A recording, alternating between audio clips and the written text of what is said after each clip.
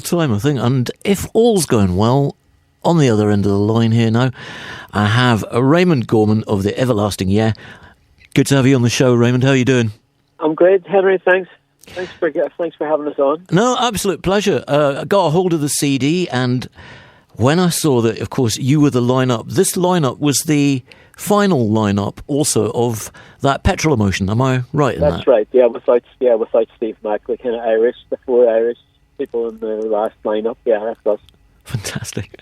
I have to say, I do remember seeing you guys at one of London's perhaps now forgotten good London venues, actually, near the Oval, the Cricketers. Oh, yeah, that was going for a long time, wasn't it? It was like mid-80s. Yeah, that would be... the late 80s. Yeah. Late 80s, I think. Lots of people there, myself. Yeah. It was a great little gang. It was a great little venue. Yeah, it was a fantastic venue and one of your best shows. And I remember you were also famous enough to be on the Tube. You weren't you? Interviewed by Muriel Gray. Tube. Yeah, it's funny. We never seem to be on we never seem to be ever showing the clips of us. But I remember we were on the same program as Chuck Brown and the Soul Searchers, and it's like they've done this whole retrospective of the 80s now, and they've just. We've just been excluded, like Chuck Brown's been excluded as well, all these great acts that were on at the time. But all you ever hear is Paul Young and Duran, so that's kind of what the kids have been told that's what the 80s about, but it wasn't really, as we both know. Yeah, no, it is a shame, isn't it? That just it is, yeah. They maybe just didn't clip those to their clip reel. I don't know. Channel 4 still own that, I believe, and they should get some shtick for that and get that repeated. It'd be good if they broadened it a bit, so people saw that kind of, stuff that was more maybe, that didn't get into the top 40, but was just, was good. Yeah. It's not better. Completely, absolutely. I mean, I just thought we would play that great Undertones tune there because that was written by Damien, wasn't it? I think it was, it was written by Damien and Mickey Bradley. Yes. I think, yeah. Very... Did you meet John Peel? Did you meet John Peel back in those days? You got any memories of John Peel? I met John Peel just once when it was the Petrels, because he was very, he got us in for some. I think we did like 3 or 4 sessions for him in the early days, and he was a big supporter, and he came to see us and stuff as well. But I remember he was DJing at this V festival that we played. Uh-huh. And we had a bit of a on-stage disaster with equipment, and it meant that we missed like 20 minutes of our slot. We couldn't play, and that was the only time I met him, so we weren't in the best of form, really, but he was always very supportive, and much missed. Yeah, no, much missed indeed. Tell us about the Everlasting Yeah. How did this come about? How did you guys decide to get together and do this? Well, Steve was kind of... Steve Mack came over from America. It had been about 2006, 2007, and he really wanted the Petrels to play again. And at first, most of us weren't that bothered, but then we thought, well, why not? So in 2008, we reformed. We did like a lot of shows in the UK and Ireland.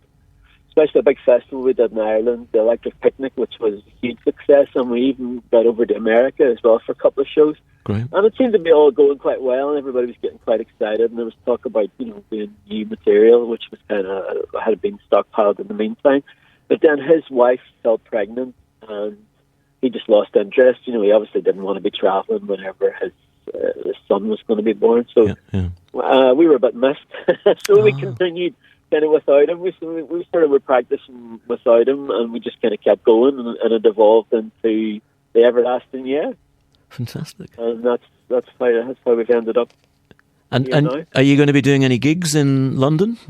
Yeah, hopefully we're going to try and play at least one before Christmas. I think next year is going to be when we really start touring more seriously, because we actually crowdfunded this record, Anna Horizon, and it actually came out last year, but nobody really knows about it except the people who paid for the crowdfunding. So it's great now we're getting this official release through Occultation Recordings, and they've been working really hard. Nick Halliwell's been working really hard to get our profile raised. So it's great now to be able to talk about it and hopefully get more people interested, because I think the Everlasting Yeah, I think Anna Horizon is the best thing we've ever done. It's definitely the best thing I've ever put my name to, anyway. Fantastic. I mean, it rattles along. It really does, I have to say.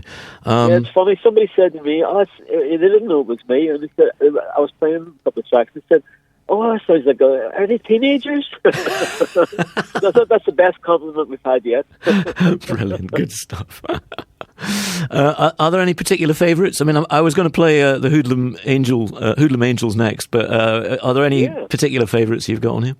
I'm very proud of everything, so I don't really have my favourite kind of changes all the time. I'm very happy for you to play Hoodlum Angels. That'd be great. Fine. Well, listen, do you want to just hold on there and we'll play that and come back to you? Yep.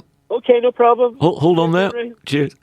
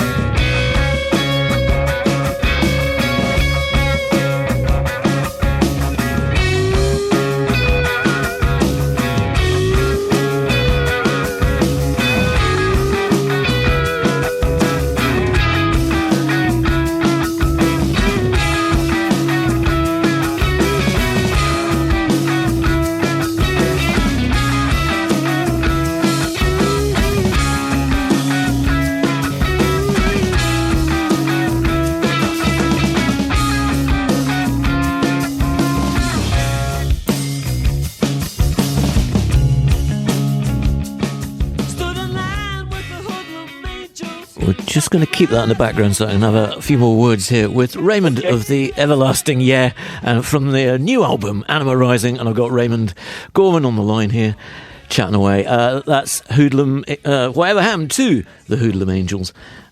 That's very good. That's just great. I mean, there's not a bad track on this album, I have to say, Raymond.